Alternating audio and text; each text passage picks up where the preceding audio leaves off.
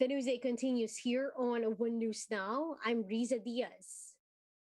The Philippines receives over 1 million more doses of AstraZeneca vaccine from the United Kingdom. Some 1.74 million AstraZeneca jabs were delivered to the country through the COVAX facility earlier today. This is the third batch of vaccines donated by the UK government. The second batch, comprised of around 288,000 doses, arrived in the country on Friday.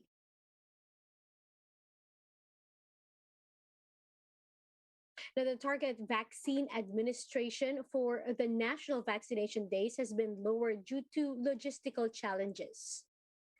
From 15 million COVID-19 doses for the activity set from November 29 to December 1, the target is now adjusted to 9 million jabs. The National Task Force Against COVID-19 explained that the country currently lacks ancillary supplies like syringes. These supplies are important as the government aims to increase the vaccination of minors aged 12 years old and above. Meanwhile, the League of Municipalities of the Philippines Cebu chapter clarifies that Cebu is not yet endorsing any presidential candidate for the 2022 elections. LMP Cebu President and Liloan Mayor Cristina Frasco earlier claimed that all 44 mayors in the province gave their support to presidential aspirant Bongbong Marcos. But in a text message, Frasco said she only expressed her support as the president of their chapter, and it doesn't necessarily reflect the choice of the whole province. She added that she respects the process of the One Cebu Party, which is headed by her mother, Cebu Governor Gwen Garcia. Garcia said they are still in the process of choosing the candidate to endorse. Candidates usually seek the support of Cebu as it is one of the most vote-rich provinces in the country. The Senate Blue Ribbon Committee continues its hearing into the anomalous purchase of pandemic supplies by the government. Pharmally executives Mohit and Twinkle Dargani took part after being arrested for trying to escape through a chartered plane in Davao. Here's the report.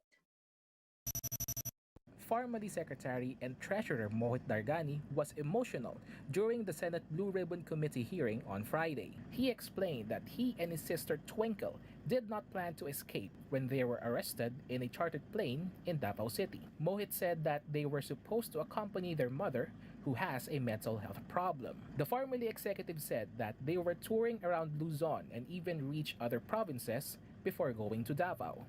When we went to Davao, it was with no plans that we wanted to fly out. It was just that our mother's health and my sister's health was deteriorating. Seeing them waking up, seeing them cry, it was just painful to me. However, Mohit refused to name the person who financed their chartered flight worth 2 million pesos. He said that he just asked a favor from his friend. Who was this friend to whom you sent yung mga research mo about the $35,000 to $55,000 price tag just on the flight for a chartered flight? This male friend abroad. Madam Senator, as much as I would want to answer your question, I don't have my lawyers with me, my legal counsel with me. I may say something that may self-incriminate myself. But after consulting their lawyers, Mohit said that the person behind their flight was a businessman from Singapore named Gary Wong. He denied having a deep relationship with Wong, something that the senators did not believe.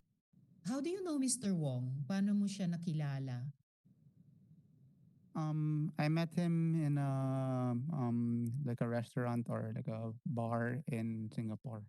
Ano ang entrepreneurial or personal relationships niyo na you could actually ask him to lend you that much? It was actually the first time, and I was in a situation wherein I was not thinking of the cost at that time. I just told him to, this is the range that I saw, and please do it because I just wanted to do it for my mom and my sister. You do not know him that well. You have met him only once or twice. Is that correct? That's correct. Okay. You know, Mr. Mohit Dargani, do you think that the senators you face are stupid? Huh?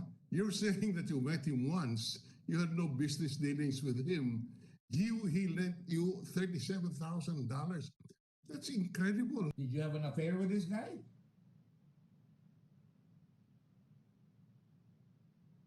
I'm serious.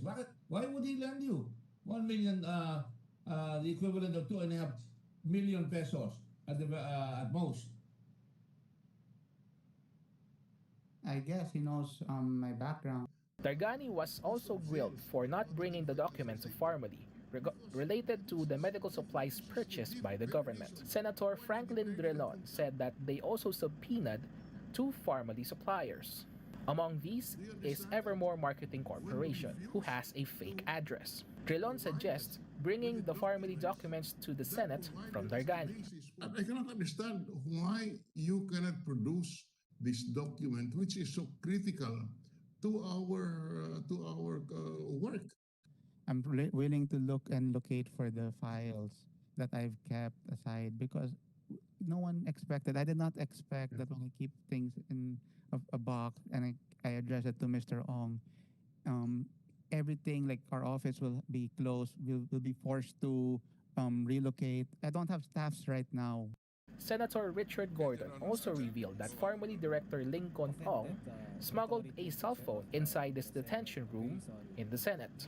I think he ordered a pizza or a sandwich, and inside the sandwich. I think I'm just joking. He was about to eat the cell phone. I like to apologize to the Senate, to the OSAA that I didn't mean uh, to to challenge the authority of the Senate. It was really out of survival instinct because I really miss my family. Ong was permitted to call his family during reasonable hours and apologize from smuggling the phone. Chastise my lawyer and tell him you're representing me and you're out of line. Now, circling back to our top story, NTF COVID-19 spokesperson Restituto Padilla is now joining us over the phone to give us more information on the national vaccination days and other updates. Sir, good evening. Mr. Padilla, good evening.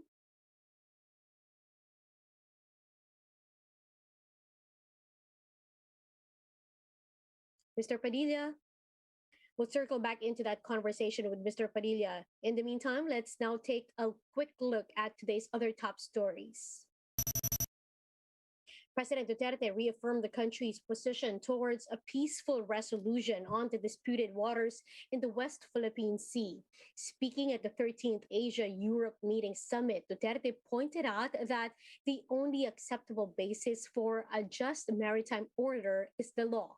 He added that there will be no real peace if, quote, the strong tramples on the weak. The Ethics Committee of the Philippine Sports Commission will start probing the complaints of pole vaulter EJ Obiena against the Patafa next week. Obiena's charges include alleged harassment, attempt to collude with coaches with fabricate statements, and coercing to solicit doctor-patient privilege communication. Recall that the Patafa earlier accused Obiena of not paying his coach on time. And a lone winner will take home the 378 million peso jackpot for the Ultra Lotto 658 according to the PCSO. The bettor correctly guessed the six-digit winning combination for the draw, which was 20, 17, 12, 29, 10, and 46. Again, let's circle back to our top story. The NTF COVID-19 spokesperson, Mr. Restituto Padilla, is now joining us over the phone. Mr. Padilla, good evening. Yes, good evening, and good evening to all those who are following the news right now. Mr. Padilla, thank you for joining us. We'd like to know first, could you tell us more about the decision to adjust, sir, the vaccination goal, and how do we expect this to be affecting the government's overall targets? First off, you're welcome, and thank you for the invitation. Second, in answer to your question, The target has been adjusted from 5 million a day for the 3-day vaccination to 3 million a day for a total of 9 million for the 3 days national vaccination. The reason for the reduction of the target inoculation is because of some supply issues.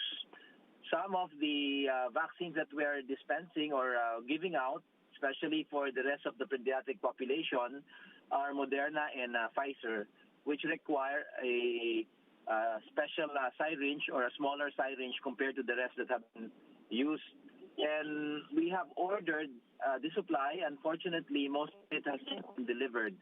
So we might not have enough supplies of syringes to be able to inoculate that much during the time that we have allocated for 29, 30, and the 1st of December.